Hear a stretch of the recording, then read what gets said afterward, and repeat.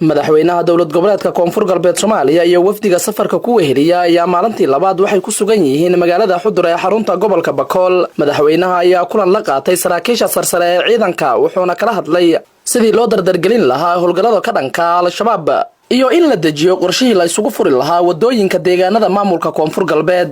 madaxweynaha iyo wafdigiisa waxay socod lugta uga baxeen guriga martida waxayna dhagax dhigeen goob lagu dhisi doono xarun lagu daryeelo hooyada iyo dhallaanka. sidoo kale madaxweynaha ayaa dhagax dhig ku sameeyay mid kamid ah wadooyinka waaweyn ee magaalada oo aad u burbursan.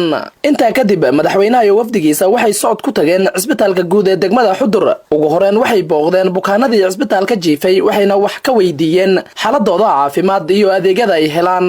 madaxweynaha oo deeqda waa gaarsiiyay cisbitaalka ayaa aad uga mahadceliyay maamulka iyo shaqaalaha cisbitaalka.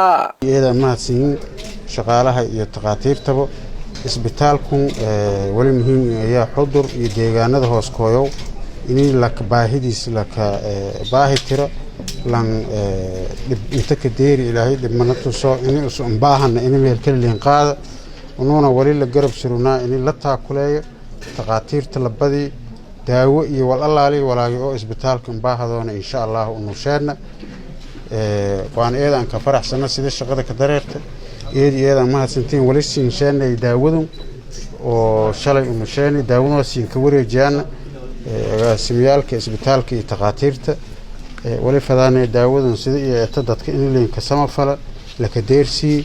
wafdigan balaaran oo madaxweynaha horkacayo waxa ay booqdeen wadooyin dhawaan dayactir iyo hagaajin lagu sameeyay. madaxweynaha ayaana xariga ka jaray. gabagabadii madaxweynaha ayaa ka warbixiyay mashaariic horumarineed oo la fuliyay iyo kuwa haatan ay qorsheynayaan in laga fuliyo gobolka Bakool. in liisuub iyo master plan degmada jidadkii la fura jidad weyn oo baladkii la nismaraw la suubi waan faylahay shaqo fayle la qabadahay gudoomiyaha iyo maamulka iyo community-ga eedan ka mahadsiin walin baahanahay wali kale in ka mahadnagay oo abaalmarin ka mudayiin sida iyo nabadgelyada degmadan ka shaqeeya hay'adaha samafalka wala sheen iyo inay wax ku dhiiradaan nabadgelyadaas wala sheegaan adoo inay haan ku badan yalla ku filahayo maamulka koonfur galbeed haan walaa contribution oo fado kabiiriyana diyaar leena wali fadana degmada Xudur nabadu maamul shay iyo system shayna la shaqeeyaan wali fadana hay'ado kooyaan mashaariicda ilin baahan fuliyaan.